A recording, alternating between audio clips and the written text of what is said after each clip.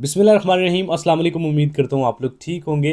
Luxembourg का work visa बगैर high education, बगैर किसी लैंग्वेज कोर्स के, बगैर किसी स्किल के, मतलब आप टोटल अनस्किल्ड हैं, तो क्या ये पॉसिबल है कि आपको वर्क वीज़ा मिल जाएगा, या फिर इवन आपकी एजुकेशन मैट्रिक है या मैट्रिक से कम है, तो क्या आपको पॉसिबिलिटी इस चीज़ की है कि आपको वर्क वीज़ा मिल जाएगा लग्जमबर्ग का, या फिर किसी भी यूरोपियन कंट्री का मिल सकता है? क्योंकि ये लोगों के अंदर ना बहुत बड़ी कन्फ्यूजन डाली जाती है, और उनके अंदर है भी कि यार अगर आपकी एजुकेशन कम है, अगर आप स्किल्ड वर्कर नहीं है, मैं ये नहीं कह रहा कि आप एजुकेशन हासिल ना करें या स्किल आप कोई अडॉप्ट ना करें। आपको स्किल भी हासिल करनी चाहिए, आपको एजुकेशन भी हासिल करनी चाहिए, आपको लैंग्वेज कोर्स भी करना चाहिए, सारा कुछ करना चाहिए। लेकिन अभी फॉर एग्जांपल नहीं हम कर पाए, यार हमारी एज ज़्यादा हो गई है, कोई फैमिली फैक्टर बन गया था, या कोई भी इशू बन गया, हमको स्किल नहीं सीख सके, एजुकेशन नहीं सीख सके, टाइम भी गुजर गया। अब क्या हम यूरोप में, कनाडा में, या किसी भी अच्छे कंट्री में वर्क वीज़ा हासिल कर सकते हैं अपने घर में बैठे, बगैर किसी एजेंट कंसल्टेंट के? तो इसका जवाब है डेफिनेटली यस। अब मैं जो डेफिनेटली यस मैंने आपको बोला है ना, इसको मैं एक्सप्लेन करूंगा आगे, और आपको प्रूफ के साथ बताऊंगा और लॉजिक के साथ बताऊंगा कि ये कैसे पॉसिबल होता है। क्योंकि लोगों के माइंड में नहीं जी, एजुकेशन बंदा हो, अच्छी स्किल हो, तभी वर्क वीज़ा मिलता है, और ये लोगों के माइंड में ऑलरेडी बात चल रही होती है। और जो कंसल्टेंट एजेंट्स हैं या यूट्यूबर्स हैं दूसरे, वो ये लोगों के जहन में डाल रहे होते हैं कि हाँ जी, आपकी एजुकेशन नहीं है, आप लाखों रुपये लगा के एजेंट्स के जरिए जाए। बिल्कुल ज़रूरत नहीं है। मैं आपको डिटेल के साथ सारी चीज़ें समझाता हूँ। सबसे पहले एक बहुत इंपॉर्टेंट चीज़ जिसको समझना आपके लिए बहुत ही ज़रूरी है, और आपने इसको डिटेल के साथ समझना है, वीडियो लेंथी हो जाए डजेंट मैटर, आपको कॉन्सेप्ट समझना है। और इसी वीडियो में आगे मैं कुछ रिक्रूटमेंट एजेंसीज और कुछ ऑफिशियल पोर्टल्स बताऊंगा, और पूरा प्रोसेस बताऊंगा बेसिकली लग्जमबर्ग का। बाकी कंट्रीज को फिर किसी और वीडियो में डिस्कस करेंगे। आज वीडियो में हम सिर्फ लग्जमबर्ग को डिस्कस कर रहे हैं। देखिए, एम्प्लॉयर है, चाहे वो लग्जमबर्ग का है, कनाडा का है, यूरोपियन एम्प्लॉयर है, कोई भी एम्प्लॉयर है, उसने आपके एजुकेशनल जो डॉक्यूमेंट्स होते हैं, आपने कोई कोर्स कर रखा है, आपके पास बहुत हाई कोई डिप्लोमाज हैं, कोई एक्सपीरियंस सर्टिफिकेट्स हैं, उसने आपके उन डॉक्यूमेंट्स को फ्रेम करवा के दीवार पे नहीं टांगना होता। उसने आपसे काम लेने, उसके पैसे देने हैं आपको। बातें मेरी समझिएगा जो मैं आप तक पहुंचाना चाह रहा हूँ। हाईफाइड जॉब की तरफ जाते हैं, जैसे डॉक्टर है, इंजीनियर है, आईटी प्रोफेशनल है, कोई इस तरह की जो बहुत हाई लेवल की जॉब है, उसमें तो डॉक्यूमेंट्स डेफिनेटली आपको चाहिए होंगे, क्योंकि आपके डॉक्यूमेंट्स ही बता रहे होते हैं। आप डॉक्टर हैं, आपके डॉक्यूमेंट्स ही बता रहे होते हैं। आप इंजीनियर हैं, आपके डॉक्यूमेंट्स नहीं बताना है। आप आईटी स्पेशलिस्ट है, फिर एक्सपीरियंस लेटर साथ अटैच करने हैं। तो अगर कोई हाईफाइड जॉब आप लेना चाह रहे हैं, उसके लिए तो डेफिनेटली डॉक्यूमेंट्स और एक्सपीरियंस लेटर की ज़रूरत होगी। लेकिन अगर आप किसी डी कैटेगरी जॉब की बात कर रहे हैं, जिसमें आपकी एग्रीकल्चर आ जाता है, हॉस्पिटैलिटी में वेटर आ जाते हैं, क्लीनर आ जाते हैं, किचन हेल्पर आ जाते हैं, एग्रीकल्चर फार्म आज वर्कर आ जाते हैं, पैकिंग वर्कर आ जाते हैं, डिलीवरी वर्कर आ जाते हैं, वेयर हाउस वर्कर आ जाते हैं, तो इस तरह की कैटेगरी के लिए कभी भी आपको एजुकेशनल डॉक्यूमेंट्स, एक्सपीरियंस लेटर्स, इस तरह की ज़रूरत नहीं होती। उसकी रीज़न क्या है कि एम्प्लॉयर को आपको आपसे फिजिकली काम चाहिए, उस चीज़ के उसने आपको यूरोस देने हैं या डॉलर देने हैं। उसको इस चीज़ से गर्ज नहीं है कि डॉक्यूमेंट्स कौन से पास है। डॉक्यूमेंट्स के पैसे नहीं उसने आपको देने, उसने आपको काम के पैसे देने हैं, कि भाई फिजिकली फिट हो, काम कर सकते हो। फॉर एग्जांपल मिसाल देता हूँ आपको, जैसे एक डिश वॉशर है। डिश वॉशर कहते हैं बेसिकली बर्तन धोने वाले को। अब एक होटल वाले को एक डिश वॉशर चाहिए, तो अब मुझे आप सोच के बताएं, डिश वॉशर के लिए कौन से लैंग्वेज कोर्स की ज़रूरत है? बर्तन धोने के लिए आम अल्फाज में बात करें, तो बर्तन धोने के लिए किस चीज़ के लैंग्वेज कोर्स की ज़रूरत है? कौन से आपको टेस्ट पास करने हैं? बच्चा भी एक धो सकता है, कोई भी धो सकता है बल्कि बर्तन। तो बर्तन धोने के लिए कोई ख़ास एजुकेशन, ख़ास एक्सपीरियंस या ख़ास कोई कोर्स की ज़रूरत नहीं होती। आपने बर्तन पकड़ने, वॉश करने, बस फिजिकली आप फिट होने चाहिए, और आपको जल्दी से करना जानते हो, मतलब फिजिकली आप फिट हो। सिर्फ ये एम्प्लॉयर की डिमांड होगी। इसी तरह आप डिलीवरी बॉय की तरफ आ जाएं, तो बाइक चलानी आनी चाहिए। बाइक चला के आपने डिलीवरी ऑर्डर करनी है सिर्फ। आपने लैंग्वेज को, ठीक है, कुछ ना कुछ हद तक डिलीवरी बॉयज़ के लिए बेसिक इंग्लिश का आना ज़रूरी है। बेसिक इंग्लिश से मुराद यस नो करना, थोड़ी बहुत समझना, बस यहाँ तक। ऐसा नहीं कि कोई आपने आपने उनके साथ बैठ के कोई मीटिंग करनी है, जिसको डिलीवरी देने जा रहे हैं उसके साथ बैठ के वहाँ पे मीटिंग करनी शुरू कर देनी है। बेसिक से आनी चाहिए। इसी तरह पैकिंग वर्कर की देख लें। अब अगर फॉर एग्जांपल किसी ने फ्रूट्स पैकिंग की जॉब के लिए अप्लाई किया है, अब फ्रूट को पैक करने के लिए, शॉपर में एक फ्रूट को डाल के पैक करने के लिए, मुझे बताएं उसके लिए कौन सा लैंग्वेज कोर्स, या कौन से उसके लिए एक्सपीरियंस लेटर, या कौन सी कोई हाई क्वालिफिकेशन की ज़रूरत है? जितनी भी डी कैटेगरीज जॉब्स होती है ना, वेटर है, किचन हेल्पर है, जो डिलीवरी बॉय है, या क्लीनर है, इस तरह की जो कैटेगरीज होती है, इवन कि एग्रीकल्चर की जो कैटेगरीज है, इनमें आपको ना तो कोई खास एजुकेशन की ज़रूरत है, ना कोई एक्सपीरियंस लेटर चाहिए होते हैं। एक्सपीरियंस लेटर बनवा ले, प्लस पॉइंट है, लेकिन रिक्वायरमेंट भी नहीं होते। ना ही आपको, इवन के कुछ जॉब जो पोस्ट होती हैं, स्पेशली कनाडा की देख लें या यूरोपियन एम्प्लॉयर्स की, उन्होंने लिखा होता है स्पेशली नीचे कि कोई एक्सपीरियंस की ज़रूरत नहीं है, कोई एजुकेशन की खास ज़रूरत नहीं है, आप फिजिकली फिट होने चाहिए। तो मतलब फिजिकली अगर फिट हैं, आपको जॉब मिल सकती है। और एज फैक्टर आप कहीं ना कहीं फैक्ट करता है। अगर आप 18 to 25 18 साल से ऊपर है, मतलब 18 साल से नीचे नहीं है आप, और 55 साल से नीचे है, 55 साल से ऊपर नहीं है, 18 साल से नीचे नहीं है, 55 साल से आप ऊपर नहीं है, तो डेफिनेटली आपको जॉब मिलने के बहुत ज़्यादा चांसेस होते हैं, ये एजेस जो है। लेकिन मैं आपको बार बार कह रहा हूँ, फिजिकली फिट होना आपका बहुत ज़रूरी है। देखिए, जो ये बात आपके जहन में डाली जाती है ना कि आपके पास एजुकेशन नहीं है, आपके पास स्किल नहीं है, तो बस ये भूल जाएं, आप यूरोप नहीं जा सकते, कनाडा नहीं जा सकते हैं, जॉब भी मिलती है, सारा कुछ होता है। अब आपका एक और क्वेश्चन आना चाहिए जो कि कॉमनली लोगों का होता भी है कि यार, मैं फॉर एग्जांपल एक डिश वॉशर हूँ, फॉर एग्जांपल मिसाल के तौर पे, अब मुझे कोई यूरोपियन एम्प्लॉयर बुलाना चाहता है, तो वो अगर उसको डिश वॉशर ऑलरेडी कनाडा में बैठे या यूरोप में बैठे मिल रहे हैं, तो ऑलरेडी वो किसी को भी वहाँ से हायर कर सकता है, तो वो मुझे ही क्यों हायर करेगा। ये मैंने बहुत सारे वीडियोज़ में बताया है कि हमेशा ये चीज़ याद रखें कि कोई जो नेशनल होता है ना किसी भी कंट्री का, वो सैलरी की ज़्यादा डिमांड करता है कंपेयर टू फॉरेन वर्कर के। फॉर एग्जांपल मैं कनाडा में जाता हूँ ना जॉब करने, तो मैं 1,000 1500 डॉलर्स या यूरोस में काम करने के लिए तैयार हो जाऊँगा, क्योंकि मेरे लिए एक इनफ सैलरी है। जब मैं उनको पीकेआर में कन्वर्ट करूँगा तो मेरे लिए एक अच्छी इनकम बन जाएगी। लेकिन अगर कैनेडियन नेशनल 1500 डॉलर में काम करेगा तो वो कभी भी गुजारा नहीं कर सकता, उसकी पूरी फैमिली वहाँ पे है। तो वो क्या करेगा, वो 3,000 4,000 5,000 डॉलर्स की डिमांड करेगा। तो जो एम्प्लॉयर्स होते हैं वो सोचते हैं कि यार बंदे से धुलवाने तो बर्तन ही है ना, ये सिर्फ करवानी तो पैकिंग ही है ना, या करवानी तो क्लीनिंग ही है ना, या डिलीवरी करवानी है ना।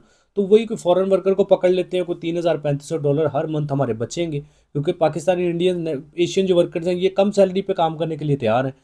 तो ये रीज़न होती है सबसे बड़ी कि जिसकी वजह से डी कैटेगरीज में फॉरेन वर्कर्स को स्पेशली हायर किया जाता है, और ज़्यादातर चांसेस डी कैटेगरीज में ही होते हैं कि आपको जॉब मिल जाएगी। अब आई होप सो कि आप में से बहुत सारे लोग एलिजिबल हो चुके होंगे ये वीडियो सुन के कि हाँ भाई, मैं फिजिकली फिट हूँ, मैं जॉब के लिए जा सकता हूँ। अब बात आती है कि जॉब अप्लाई कहाँ करनी है। सबसे पहले अप्लाई करने से पहले आपको ऑक्यूपेशंस पता होना चाहिए। मैंने आपको बताया था मैं इस वीडियो में सिर्फ लग्जमबर्ग की डिटेल दूंगा, बाकी जो कंट्रीज़ हैं वो फिर कभी किसी और आने वाली वीडियोज़ में डिस्कस कर लेंगे। अब लग्जमबर्ग में जो ऑक्यूपेशंस इन डिमांड है, अब एक और चीज़ इंटरेस्टिंग है। अब एक और चीज़ इंटरेस्टिंग ये है कि अगर आप जॉब अप्लाई करके वर्क वीज़ा लेना चाहते हैं आप खुद बगैर किसी एजेंट कंसल्टेंट के, तो नॉर्मली जो प्रोसेसिंग टाइम होता है वो 3 मंथ का होता है, 3 से 4 मंथ का, 6 महीने भी लग जाते हैं। लेकिन अगर आप ऐसे ऑक्यूपेशंस में अप्लाई करते हैं जो कि डिमांड है, जिनकी शॉर्टेज चल रही है लग्जमबर्ग में, तो आप 2 से 3 हफ्ते के अंदर, मैक्सिमम 4 हफ्ते के अंदर अंदर आप अपना वर्क वीज़ा लेके लग्जमबर्ग जा सकते हैं। मतलब क्विकली आप जा सकते हैं अगर आप शॉर्टेज, जिन ऑक्यूपेशन में शॉर्टेज चल रही है लग्जमबर्ग में, अगर आप उनमें अप्लाई करते हैं।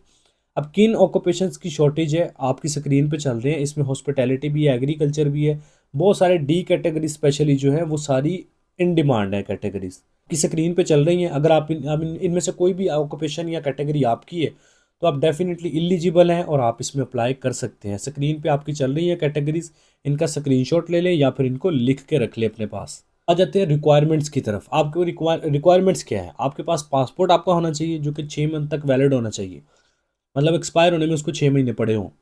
आपका एनआईसी, आपकी वाइट बैकग्राउंड फोटो, आपका कॉन्ट्रैक्ट लेटर कहाँ से लेना है मैं आगे बताता हूँ, आपका सीवी और कवर लेटर, ये 6 डॉक्यूमेंट्स आपके पास होने चाहिए। सीवी कवर लेटर आपका यूरोपियन फॉर्मेट में, एक्सप्लेन्ड फॉर्मेट में होना चाहिए। यूरोपियन फॉर्मेट तो चले होना चाहिए यूरोपास में, लेकिन उसको प्रॉपर एक्सप्लेन किया हुआ आपने, हर कैटेगरी के साथ प्रॉपर आपके टास्क रिस्पॉन्सिबिलिटीज मेंशन हो, कि एम्प्लॉयर को भी तो पता हो ना कि आपको वो क्यों हायर करेगा। सैकड़ों सीवीज जा रही हैं एक जॉब के लिए, तो एम्प्लॉयर को बताना भी तो है ना कि भाई मेरे अंदर क्या ऐसी खास चीज़ है जिसकी वजह से आप मुझे हायर करोगे। तो ये इंपॉर्टेंट चीज़ है। ये 6 डॉक्यूमेंट्स आपके पास हैं तो आप जॉब के लिए अप्लाई करके वर्क वीज़ा ले सकेंगे। अब आ जाएंगे जॉब में हमने अप्लाई कहाँ करना है। मतलब डॉक्यूमेंट्स भी मैंने आपको बता दिए, ऑक्यूपेशन भी बता दिए, अब आ जाए अप्लाई किधर करना है। सीवी कवर लेटर भी आ गया, ऑक्यूपेशन भी पता चल गए, अब जॉब अप्लाई करनी है। जॉब अप्लाई करने के लिए कुछ इंटरनेशनल पोर्टल्स हैं जिनको स्पेशली कस्टमाइज किया गया है लग्जमबर्ग के लिए।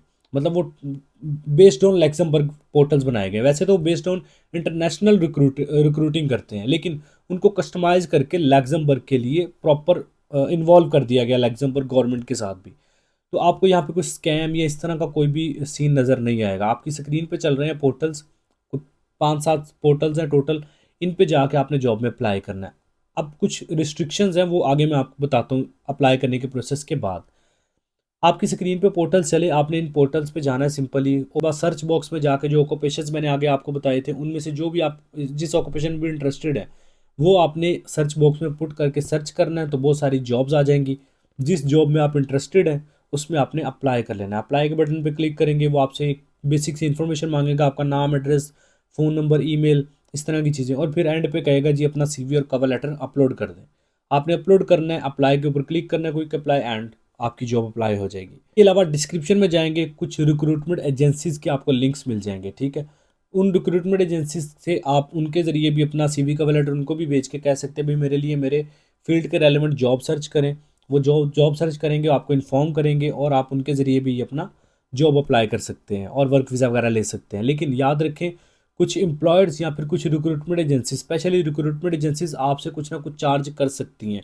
वैसे तो मेजॉरिटी में जो रिक्रूटमेंट एजेंसीज होती हैं ना, वो एम्प्लॉयर से चार्ज कर रही होती हैं। लेकिन कुछ केसेस में वो जो वर्कर होता है, एम्प्लॉय होता है, नॉट एम्प्लॉयर, आप एम्प्लॉय हैं। तो अगर आप एम्प्लॉय से मतलब कुछ रिक्रूटमेंट एजेंसीज एम्प्लॉय से चार्ज करती हैं यानी आपसे, कुछ एम्प्लॉयर्स यानी कि जिस बंदे ने आपको जॉब देनी है उससे चार्ज करती हैं, ठीक है। एम्प्लॉयज़ और एम्प्लॉयर में डिफरेंस होता है, एम्प्लॉई आप है और एम्प्लॉयर जिसने आपको जॉब देनी है। अब एक और यहाँ पे रिस्ट्रिक्शन जो मैंने बताया था आपको कि एक रिस्ट्रिक्शन है जो मैं आगे बताता हूँ, वो ये है कि आपने जॉब में अप्लाई किया, रिक्रूटमेंट एजेंसीज के ज़रिए अप्लाई किया, वेबसाइट्स के ज़रिए अप्लाई किया, जैसे तैसे भी, आपको जब offer letter, work permit approval कुछ भी आता है, आपने जब तक उसको वेरीफाई नहीं करना, किसी किस्म की कोई पेमेंट नहीं करनी। क्योंकि ये वेबसाइट्स ना तो मेरे साथ कोई इनकी कोई मतलब रिलेशन है इनका, ना किसी रिक्रूटमेंट एजेंसीज को मैं जानता हूँ। ये जो मेरे तक गूगल रिसर्च के जरिए इन्फॉर्मेशन पहुंची, मैं आपको वो प्रोवाइड कर रहा हूँ, या फिर दूसरे रिसोर्सेज के थ्रू। अब ऑफर लेटर, वर्क परमिट को वेरीफाई करने के दो तरीके होते हैं। पहला तरीका ये कि जिस कंपनी ने आपको भेजा है उस कंपनी को गूगल पे सर्च करें और देखें वो कंपनी कितनी पुरानी है, उसमें कितने एम्प्लॉयज़ काम कर रहे हैं। ये सारी चीज़ें देख के अगर आपको पता चल जाए हाँ कंपनी काफ़ी पुरानी है, ओरिजिनल है, उस कंपनी का ईमेल उठा के उनको अपना वर्क परमिट भेजिए कि भाई ये आपकी कंपनी की तरफ से इशू किया गया। अगर कंपनी कहे हाँ तो समझ लें वो ओरिजिनल है। दूसरा, अपने होम कंट्री में मौजूद एम्बेसी को गूगल करें, उनकी ईमेल वहाँ से निकाले और ईमेल के ऊपर उनको वर्क परमिट अप्रूवल भेज के पूछे या ऑफर लेटर के भाई ये ओरिजिनल है, इसकी बेस पे मेरा वीज़ा लग जाएगा कि नहीं। प्रॉबली एम्बेसी की तरफ से आपको रिस्पॉन्स मिल जाता है। तीसरा वे जो कि थोड़े से माइनर से चार्जेस आपको पे करने पड़ सकते हैं, वो हमारे ज़रिए, आप हमारे ज़रिए अपना work permit approval, offer letter, ये सारी चीज़ें, या इवन के वर्क वीज़ा, ये सारी चीज़ें आप हमारे ज़रिए भी वेरीफाई करवा सकते हैं। अगर आप चाहते हैं कि ये सारा प्रोसेस, वैसे तो मैंने आपको बेसिक इन्फॉर्मेशन सारी प्रोवाइड कर दी जो इंपॉर्टेंट थी, लेकिन अगर आप चाहते हैं यार ये सीवी कवर लेटर बनाना, जॉब्स में अप्लाई करना, फिर वर्क परमिट अप्रूवल आनी है या ऑफर लेटर आना, उसको वेरीफाई करवाना कि भाई इसको वेरीफाई करें कि ओरिजिनल है कि नहीं, और फिर उसके बाद आपके वर्क वीज़ा में आपकी हेल्प करना कि एम्बेसी के पास कैसे जाना है, अपॉइंटमेंट लेनी है, ये सारी चीज़ें, तो इसमें आप हमारी भी सर्विस ले सकते हैं। हमने कुछ वेरी रीज़नेबल और वैल्यू फॉर मनी पैकेजेस आपके लिए बनाए हैं जिसमें हम ये सारी सर्विस आपको प्रोवाइड करेंगे।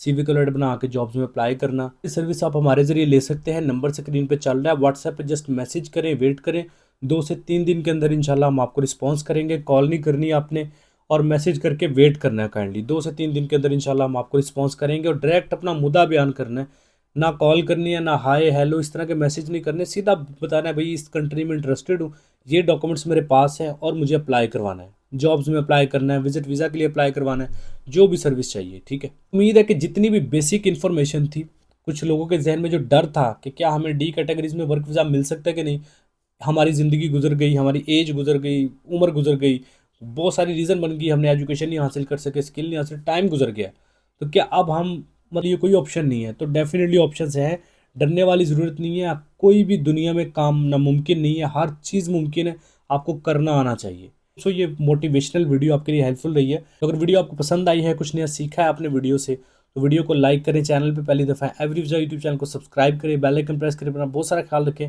मिलते हैं नेक्स्ट वीडियो में, टेक केयर, अल्लाह हाफिज़।